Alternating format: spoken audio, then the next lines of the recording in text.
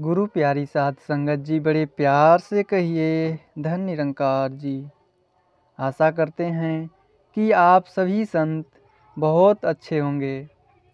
साध संगत जी, आज के टॉपिक का नाम है गुरु की भक्ति ही प्रभु भक्ति है। साध संगत जी, परमात्मा की जानकारी मानव जीवन का सर्वोच्च लक्ष्य है। श्रीमद् भागवत गीता के 15वें अध्याय में भगवान श्री कृष्ण जी कहते हैं, ऊर्ध्वमूलमदः शाखमस्वथः प्राहुरव्ययम् छंदसि यस्य पर्णानि यस्तवेद स वेदति। इस संसार रूपी पीपल वृक्ष का आधार भी मैं ही हूँ। यह वृक्ष ऊपर की तरफ मूल वाला तथा नीचे की तरफ शाखाओं वाला है। स्थिर न रहने के कारण इसे अस्वस्थ पीपल कहते हैं। इसके आदि अंत का पता न होने से तथा प्रवाह रूप में सदा रहने के कारण इसे अव्यय कहा गया है। वेद इसके पत्ते कहे गए हैं। साध संगत जी, ऐसे संसार रूपी वृक्ष को जो यथार्थ रूप से जानता है, वही वास्तव में वेदों के तत्व को जानने वाला है।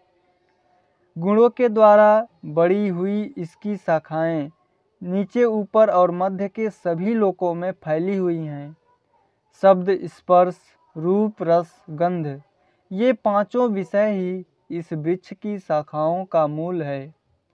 यह मनुष्य लोक ही है, क्योंकि यहाँ पर किए गए कर्मों का फल ही सब लोकों में भोगा जाता है। इस विश्व वृक्ष का जैसा सत्य लगने वाला सुंदर रूप लोगों के देखने में आता है, वैसा रूप विचार करने पर मिलता नहीं। इसका न आदि है, न अंत है, और न इसकी स्थिति है।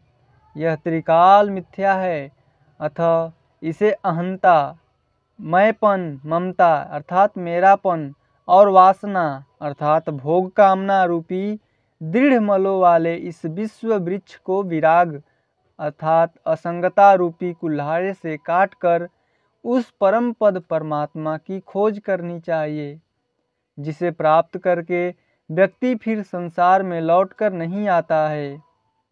साध संगत जी, जिससे यह सृष्टि अनादिकाल से फैली हुई है, उस आदि पुरुष परमात्मा की शरण में ही जाना चाहिए।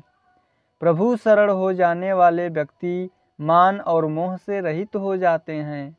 आसक्ति न रहने के कारण उनमें ममता आदि दोष नहीं रहते। वे नित्य निरंतर परमात्मा में स्थिर रहते हैं। वे सभी कामनाओं से रहित हो जाते हैं।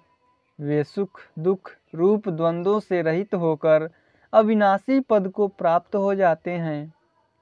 सूर्य, चंद्रमा और अग्नि जिसको प्रकाशित नहीं कर सकते तथा जहाँ जाने पर व्यक्ति फिर लौटकर संसार में नहीं आते, वह अविनाशी पद ही मेरा परम धाम है।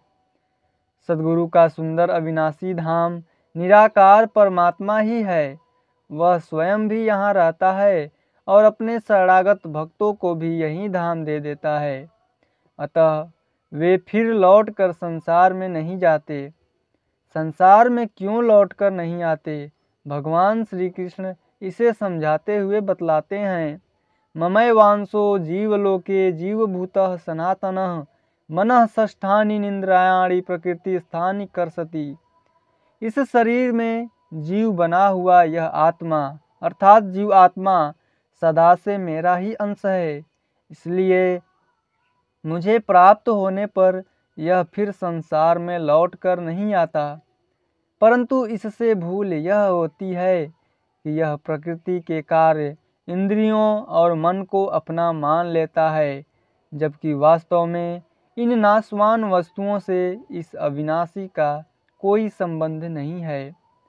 वायु जैसे गंध के स्थान से गंध को ग्रहण करके ले जाता है, वैसे ही शरीर इंद्रियों का मालिक बना हुआ जीव आत्मा भी जिस शरीर को छोड़ता है, वहाँ से मन सहित इंद्रियों को ग्रहण करके फिर जिस शरीर को प्राप्त होता है, उस दूसरे शरीर में चला जाता है, अर्थात वह मरता और जन्मता रहता है। वहाँ वह जीव मन का आश्रय लेकर आँख, कान, नाक, रसना और त्वचा इन 5 इंद्रियों द्वारा विषयों शब्द, स्पर्श, रूप, रस, गंध का राग पूर्वक सेवन करता है। शरीर छोड़कर जाते हुए जीव को अथवा शरीर में स्थित हुए को अथवा विषयों का सेवन करते हुए को इस प्रकार 3 गुणों से युक्त हुए को भी अज्ञानी जन नहीं जानते। केवल वे विवेकी व्यक्ति ही तत्व से जानते हैं जिन्हें सद्गुरु से ज्ञान दृष्टि मिल गई है।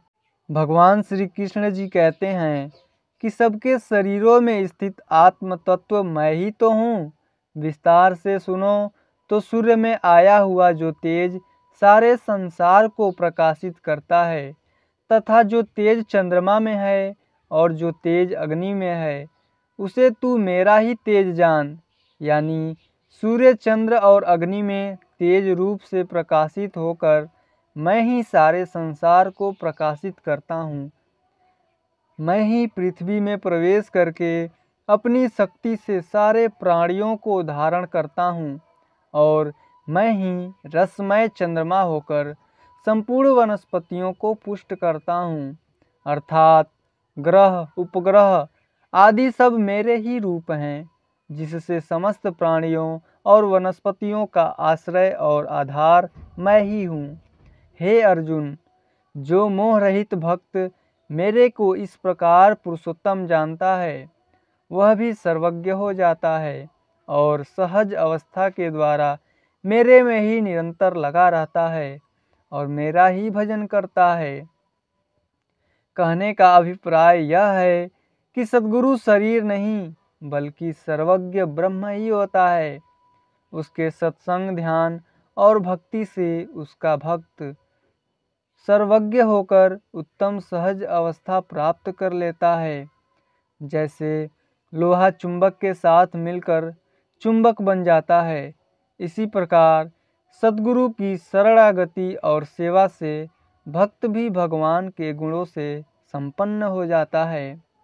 अर्जुन, मैंने जो बात तुझे बतलाई है, यह अत्यंत गोपनीय बात है। इसे जानकर मेरा भक्त कृत्य कृत्य, लब्ध लक्ष्य और विदित वेदित्व हो जाता है। यह बात गोपनीय इसलिए है कि समय का सद्गुरु सबसे नहीं बतलाता कि वह पुरुषोत्तम ब्रह्म है, बल्कि वह तो अपने भक्त को भगवान के भक्त अर्थात दास या सेवक ही कहता है।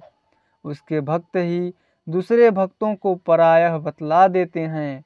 यानी गुरु भक्ति ही परमात्मा की भक्ति है, संत सेवा ही ब्रह्म सेवा है, सत्संग और महात्मा का अलौकिक प्रेम ही प्रेमा भक्ति है। परंतु इन सब के प्रति ब्रह्म भाव सर्वथा और सर्वत्र अनिवार्य है। सत्संगत जी बड़े प्यार से कहिए, धन्य निरंकार जी।